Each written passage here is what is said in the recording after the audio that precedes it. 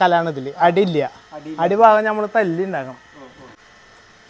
ഇതിപ്പോ കല്ല്, വെറും കല്ലാണിത്, പാറക്കല്ല്. ഇത് പലക, തട്ടാള പല. ഇതിൽ കുറച്ച് മണ്ണ് കൂടുതലുണ്ട്, നമ്മളത് എടുക്കണം.